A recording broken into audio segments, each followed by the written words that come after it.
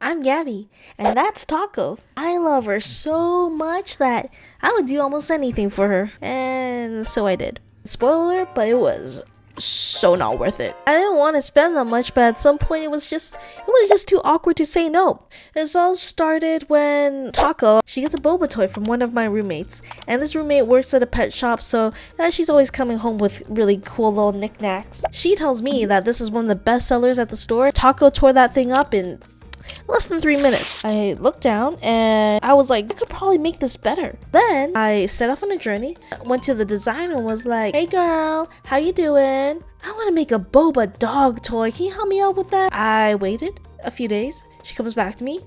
This monstrosity happened.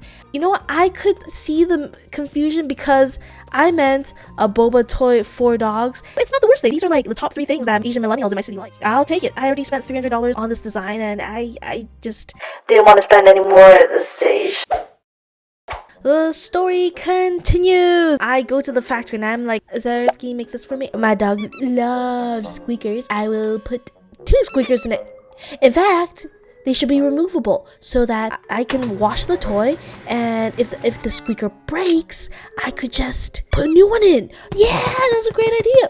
Yeah, this was not a great idea. Complex, over-engineered. It took many iterations. The cost just piled up. From what I remember, I think minimum order quantity was probably 300. The price was so high at that point that I was like, I might as well order 500. I'm sure someone would like this. I just thought it was cute and I was like, I want it. I'm sure at least 499 people out there would want it too. And well, that may not be the case because it got too expensive and I can't sell it for that expensive. Well, this is a problem for later. But I was like, then maybe my niece would like it. But I don't know if it's safe for children. And you know what? Because it's for my dog, who's basically my child, I should get a child tested. Boom! That's another $800. I tested it for the Canadian standard and the US standard. Many months later, it basically lands in North America maybe in June, July. It took a while. It took a few months to get there, and at that point I already had the toy to give it to my dog. My dog liked it, and I wasn't really motivated to have anyone advertise it, so I spent zero on advertising, and so the storage fees started racking up.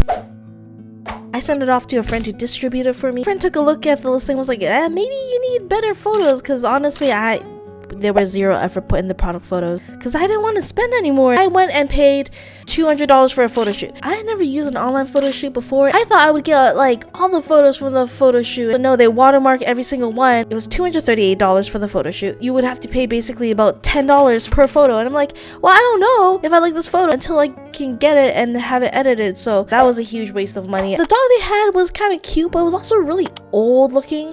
When they advertised it, they showed like a younger picture of the dog, and now it looks like it's a model dog that's been in the industry for about 15 years. It looks really used and worn out. I mean, can you even say that? Used? That doesn't sound quite right. The point of this video is don't do what I do, and also please buy my dog toy. I'm selling it at a loss now. Please just help me get rid of them. I don't want to have them disposed of and incinerated. And I swear they're actually really quite cute. So links in the description.